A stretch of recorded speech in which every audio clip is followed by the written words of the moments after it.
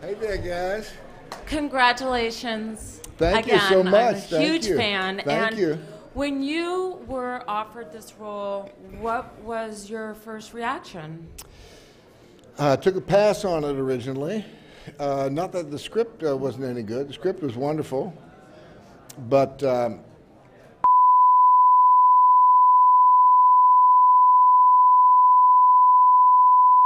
with Fabulous Baker Boys, Steve Clovis did such a great job of bringing all that wonderful talent together. Michelle and Dave Grusin was in charge of that music.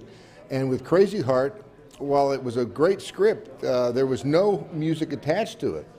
So without the right music, that movie wouldn't have flown.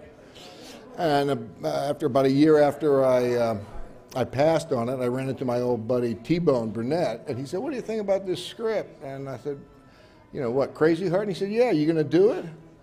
I said, "Well, geez, I'll do it if you'll do it." And he said, "Come on." And I said, "Oh, yeah, let's go." And that was it. That was pretty much it. And it was a dream come true. T-Bone and I met 30 years ago, along with Stephen Bruton, who our movie is dedicated to, and he's really the soul of this picture. We met 30 years ago in Heaven's Gate, where we played music all night and all day long. And, of course, Chris Christopherson was a big role model for me in this, and he was the lead in that picture. So that's kind of the beginning of the thing. It's 30 years ago. Hi. Hey. So this was a really harrowing display of what alcohol and alcoholism can do to someone. How did you prepare and study and learn how to do that, and what were you most nervous about in your displaying of an alcoholic and what an alcoholic goes through? I had played alcoholics before. I know alcoholics intimately, and I spent a lot of time in AA. And but I didn't really approach it, too much with that in mind. That really wasn't too much of a focus for me. Of course, I didn't drink while I was working. I made that mistake, earlier in my career. That doesn't work for me. But I would have that extra, drink after work, maybe get a little, have a little hanging going while I'm working wasn't too bad, and eat that extra pint of Haagen-Dazs, that sort of thing. Just Scott Feinberg. If and when you win the Oscar for this role, it will have been 38 years since your first nomination. Only three men have ever waited longer between their first nomination and their win. That's Henry Fonda, Alan Arkin, and Jack Palance. What would it mean to you after all these years of going there and watching it, and to finally not only have won this award but that one? I don't know. I can't see into the future what that would mean to me. I know it would mean a heck of a lot. To always get an attaboy from your guys. The actors who know what it's all about, what the acting is all about, feels wonderful, and I would imagine that it would feel wonderful once again. It's been four times, and so I'm looking forward. I don't know what it would feel like to win. I don't know about that. Thank you. Congratulations. Can I ask you just the whole concept of an actor who has been there so many times before and finally winning something like this, and maybe 5 years ago wondering if you would ever have an opportunity like this? What is going through your heart and mind during tonight, just this whole award season, with all the honors you're receiving? It's really crazy. It's wonderful to bring attention to a small movie like this, so award shows and festivals and stuff. A movie like this one especially needs those things to happen to bring people into the theater. So that part feels great. It feels great to hang out with old buddies and everything.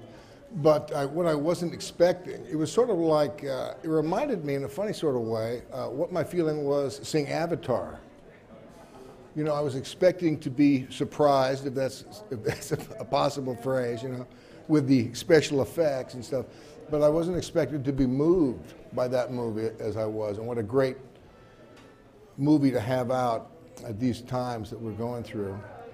And so as far as this goes, I was expecting to, hang out with my friends, feel good. What I didn't expect was the emotion that kind of welled up in me when I kind of got that reception that I got there and felt all that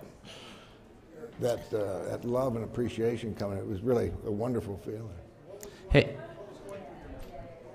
Well, What was going through your mind when you received it? What were you thinking? Well, it was kind of, close your eyes. Close your eyes. Kind of like that. Hey, Jeff. Over here. Hey. Third day in a row that I'm interviewing you, winning awards. So congratulations. How are you? Very good. I remember when we first started talking about this movie, you talked about how you started off your career with nepotism. That's right. And today that you won this award, did you think about him in heaven? About what? I think about nepotism? No. What? About the guy who started it all. About my dad. Oh, yeah, man. God.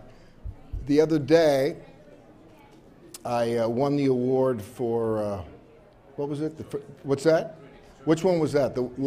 Critics' Wasn't Choice there one and before LA that? Film. But the first one, what was the People's Choice? Was that the People's Choice, the first one? And I made this terrible mistake. I said, and I want to thank Chris Cooper, my wonderful director. Chris, thank you. And then I hear my wife and Callie, T-Bone's wife, saying, Scott Cooper, Scott. So I made this terrible mistake. And I felt really bad about that until I got in the car to go home. And I'm reading my sister's text. She sent me, she says, congratulations on winning the award.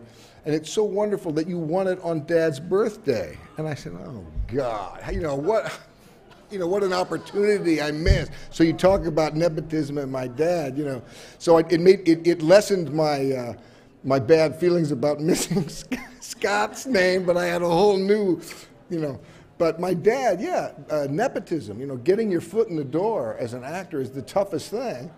And as I was saying tonight, my dad loved showbiz so much, and he wanted to turn his kids onto it. And I'm so glad that he did. And it took a while. I maybe made 10 films before I decided. I guess I'll go this way and do it. And I'm so glad I listened to him. And thank you, Dad. Thank you, Mama.